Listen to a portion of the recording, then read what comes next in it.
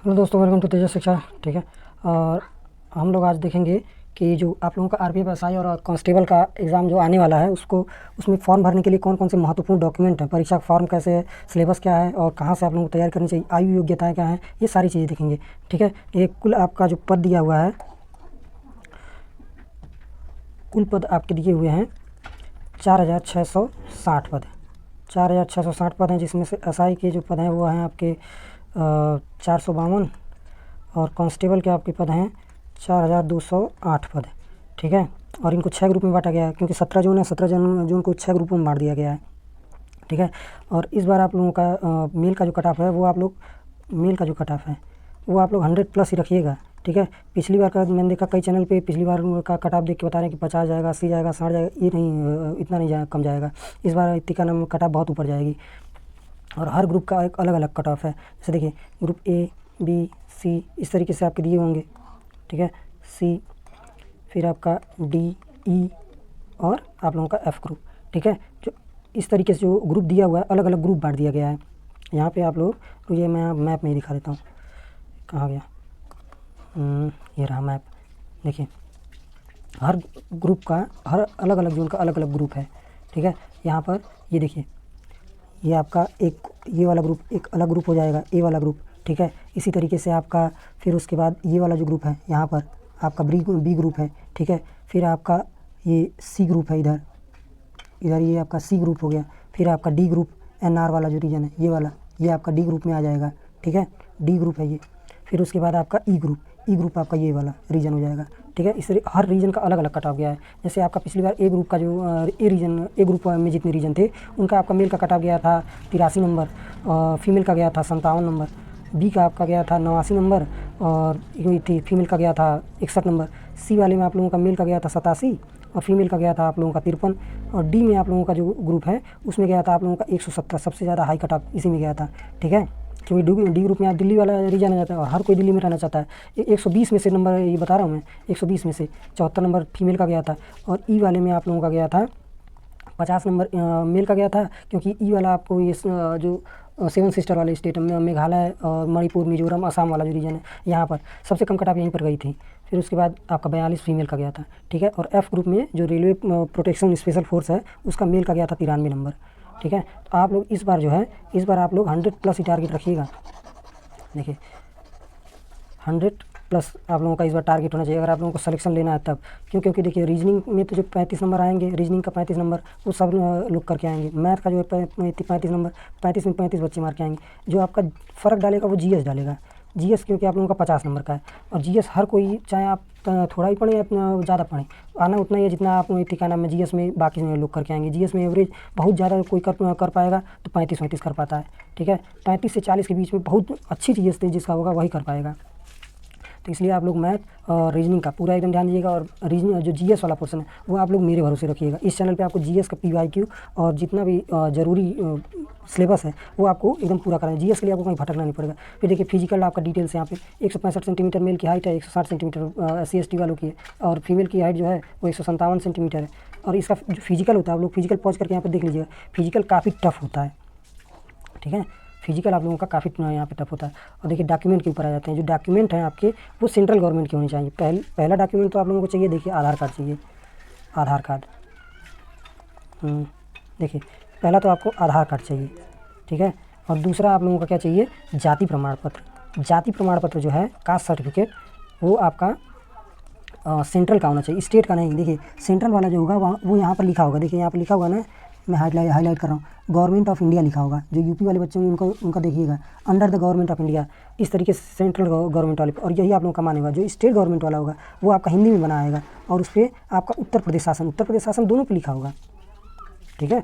उत्तर प्रदेश शासन यहाँ पे दोनों पे लिखा होगा। देखिए, यहाँ पर भी उत्तर प्रदेश शासन लिखा होगा और यहाँ पर भी। मगर ये हिंदी में जो आप लोगों का बन के आता है वो मान्य नहीं होगा। आप लोगों का मान्य होगा जो इंग्लिश में बन के आएगा, वही वाला।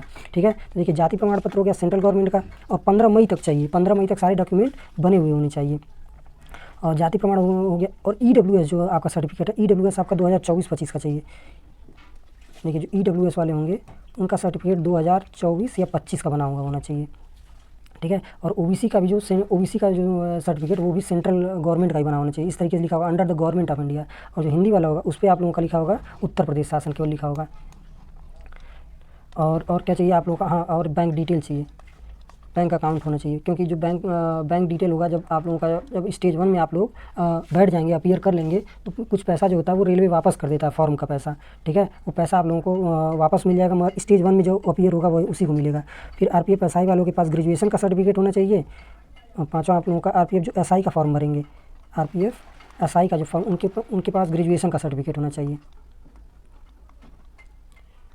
ग्रेजुएशन का सर्टिफिकेट। और जो कांस्टेबल का भरेंगे उनके पास कौन सा सर्टिफिकेट होना चाहिए, उनके पास 10th का सर्टिफिकेट होना चाहिए, ठीक है।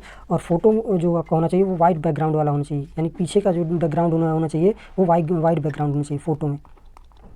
और आप लोग फॉर्म के ऊपर और फोटो के ऊपर, फोटो और सिग्नेचर को एकदम क्लियर रखिएगा, ठीक है। वो अगर क्लियर नहीं रहेगा तो आप लोगों का फॉर्म रिजेक्ट कर देंगे। जो RPF वाले तो वो काफ़ी स्ट्रिक्ट होते हैं डॉक्यूमेंट के मामले में, ठीक है। और निवास प्रमाण पत्र जो होता है वो निवास प्रमाण पत्र आपका स्टेट वाला ही चल जाएगा। इस तरीके से आप लोगों का यहाँ पर निवास प्रमाण पत्र लिखा होगा वो स्टेट वाला चलेगा, मगर भूल कर भी आप लोग जाति प्रमाण पत्र हिंदी वाला, स्टेट वाला मत लगा लीजिएगा। और फिर उसके बाद RPF SI और कांस्टेबल दोनों का जो है वो फॉर्म एक ही भराएगा, ये नहीं कि अलग अलग फॉर्म भरा जाएगा, केवल एक फॉर्म भराएगा, केवल एक फॉर्म भरना है। और उसी में आप लोगों को ऑप्शन देगा चूज़ करने के लिए, केवल आप RPF के लिए अपीयर होना चाहते हैं या केवल कांस्टेबल के लिए या दोनों के लिए। तो आप लोग दोनों, और जो दोनों भरना चाहेगा वो दोनों भर देगा, जो जिसको एक को या चूज़ करना वो एक चूज़ कर लेगा। मगर दोनों का जो पेपर होगा, कांस्टेबल और SI दोनों का पेपर अलग अलग डेट पे होगा, तो इससे आप लोग निश्चिंत रहिएगा। और भूल कर भी अलग अलग ग्रुप के लिए, जैसे जो अलग अलग ग्रुप बटे हुए ABCDEF करके जो अलग अलग 6 ग्रुप बने हुए हैं, ये मत कर दीजिए कि मैं इस जोन में भी भर दूँ, उस जोन में भी भर दूँ, ताकि दोनों ग्रुप में से किसी न किसी ग्रुप में तो मेरा सिलेक्शन हो जाएगा, फॉर्म रिजेक्ट कर देंगे सब, ठीक है। और फिजिकल पे आप लोग ध्यान दीजिए, अभी से फिजिकल इसका बहुत कठिन होता है। कई ऐसे बच्चे होते हैं जो एकदम 120 जो मार्क का नंबर होता है, 120 में से आप लोगों का 110 के ऊपर पाए होते हैं, 110 के ऊपर तक बच्चे पाए होते हैं, मगर फिर भी उनका सिलेक्शन नहीं हो पाता है। क्यों? क्योंकि इतनी का नाम फिजिकल काफ़ी टफ होता है। और जनरल के लिए आप लोगों का जनरल, और OBC वालों के लिए जनरल, और OBC वालों के लिए आप लोगों का लगेगा 500 रुपया, ठीक है। और SC ST और PH यानी कि विकलांगों के लिए 250 रुपये लगेगा, ठीक है। और फॉर्म में किसी भी तरीके का सुधार, कोई त्रुटि होगी फॉर्म भरने में, फॉर्म आप लोग भरिएगा, मैं फॉर्म में भरने का एकदम डिटेल वीडियो आपको वापस से इसी चैनल पे डालूंगा, उसके लिए आपको अलग से 250 रुपये देना होंगे, ठीक है। चाहे आप किसी भी बिरादरी के हों, SC ST या OBC, चाहे EWS कुछ भी हो, ठीक है। और जैसे ही स्टेज 1 में आप लोग अपीयर होंगे, इन पैसों में से 500 250 इन जो भी पैसा आप लोगों ने दिया होगा उसमें से कुछ फीस रिटर्न हो जाएगा, हमारे स्टेज 1 में अपीयर होने के बाद। और एग्ज़ाम आप लोगों का मान के चलिए जून में होगा, एग्ज़ाम आप लोगों का है वो जून में होने वाला है, ठीक है। और स्टेज 1 का आपको GS की जो तैयारी करने के लिए है, कहीं और जाने की ज़रूरत नहीं है, और ना ही कोई और बैच लेने की ज़रूरत है। आप लोग इसी चैनल पे बने रहिएगा, ठीक है। इसी चैनल पे आपको अभी कुछ दिन पहले से मैंने PYQ सीरीज़ शुरू की है, मार्गदर्शक सीरीज़ के नाम से, मार्गदर्शक सीरीज़ नाम है, आप लोग देख लीजिएगा। इसी चैनल पर मैंने प्लेलिस्ट बना रखी है मार्गदर्शक सीरीज के नाम से, ठीक है। अभी मैं PYQ करा रहा हूँ, जैसे ही PYQ खत्म होता है वैसे ही मैं पेपर का एनालिसिस करूँगा, और पेपर का एनालिसिस करने के बाद आप लोग भी साथ में PYQ हल करेंगे, तो आप लोगों को भी एक आइडिया मिल जाएगा उसके बाद किस टॉपिक से और किस चैप्टर से कौन कौन से क्वेश्चन आए और किन टॉपिक पे हमें ज़्यादा फोकस करना, इसकी मैं एक अलग से डिटेल वीडियो बनाऊँगा, ठीक है। और आपको कोई बैच लेने की ज़रूरत नहीं है GS के लिए, और GS का पूरा पोर्शन और GS के सभी PYQ यहाँ पर कराए जाएंगे, PDF भी आपको इसी में मिल जाएगा, ठीक है। टेलीग्राम चैनल पे इसी चैनल के नाम से तेजस शिक्षा के नाम से ही टेलीग्राम चैनल, उसको आप लोग सब्सक्राइब कर लीजिए, वहाँ PDF मिल जाएगी। और आयु जो है आपकी, आयु आपकी कांस्टेबल के लिए आपकी जो आयु है वो है आपकी 1 जुलाई के दिन, 1 जुलाई 2024 तक आपकी आयु कितनी होनी चाहिए, 18 से लेके 28 साल तक, ठीक है। 18 से 28 साल तक आयु होनी चाहिए कांस्टेबल के लिए। और SI के लिए आपकी आयु कितनी होनी चाहिए, 20 से लेकर 28 साल तक, ठीक है। और बाकी जो नियम होंगे उस हिसाब से एज रिलैक्सेशन मिलता है। जनरली OBC को 5 साल मिलता है, SC ST को 5 साल मिलता है, OBC को 3 साल मिलता है। और देखिए अब जब डिटेल नोटिफिकेशन आएगा उसमें कितना ये लोग एज रिलैक्सेशन देते हैं, ठीक है। देखिए सिलेक्शन उसी का होगा जो लगातार पढ़ रहा होगा, 1 महीने पहले या एडमिट कार्ड आने के बाद पढ़ने वालों का सिलेक्शन कभी नहीं होता है, ठीक है। तो आप लोग इसको एकदम ध्यान में रखिएगा। और GS आप लोग मेरे भरोसे, आप लोग एग्ज़ाम में एक बार बैठेंगे तो आप लोगों का जो, और लोग, मैं ये तो दावा नहीं कर सकता, ना ही कोई मास्टर अगर ये दावा करता है कि सारा GS पढ़ाया वो मेरे में से ही आया हुआ है, तो वो झूठा दावा करता है। आप लोग एग्ज़ाम बैठेंगे, आप लोग GS के मामले में और सभी से बेहतर ही होंगे, ठीक है। जितना भी आप लोग GS में यहाँ पढ़ाऊंगा, अभी मैंने एंशिएंट हिस्ट्री पढ़ा रखी है, आप लोग चाहें तो उसे देख सकते हैं। एंशिएंट हिस्ट्री मैंने पढ़ा रखी है और वर्ल्ड जियोग्राफी की क्लासेज कंप्लीट कर चुका हूँ। और उसके बाद आप लोगों का, अब इसके बाद मैं मध्यकालीन इतिहास, जैसे ही आपका PYQ वाली सीरीज़ खत्म होती है, सारे एक एक सब्जेक्ट का मैं PYQ डाल रहा हूँ। अभी प्राचीन इतिहास का डाला है और मध्यकालीन इतिहास का डाला है, कुछ दिन में आधुनिक इतिहास का भी डाल दूँगा, ठीक है। तो आप लोग एक एक करके PYQ सीरीज़ देख लीजिएगा। PYQ सीरीज़ देखने के बाद आप लोगों को आइडिया हो जाएगा कहाँ से कितना पढ़ना है, कैसे पढ़ना है। उसके बाद मैं जीएस का एक एक टॉपिक एक एक पोर्शन वीडियो बना के कवर कर दूंगा और केवल उन्हीं को पढ़ना है, और जो मैं पीडीएफ दूंगा उसी को पढ़ लीजिए। उससे बाहर आप लोगों का जीएस कहीं पे नहीं जाने वाला है। और मैथ और रीजनिंग आप लोग क्या कहते हैं, पिनाकल की एक बुक आती है, ठीक है, पिनाकल की, उसी को लेकर आप लोग प्रैक्टिस करते रहिए और टेस्ट सीरीज़ देते रहिए, ठीक है। जो टेस्ट सीरीज़ देगा और इतनी लगातार प्रैक्टिस करेगा उसी का सिलेक्शन होगा। चलिए धन्यवाद, और चैनल को सब्सक्राइब कर लीजिएगा। थैंक्स। और डॉक्यूमेंट आप लोग समय से भरवा लीजिएगा।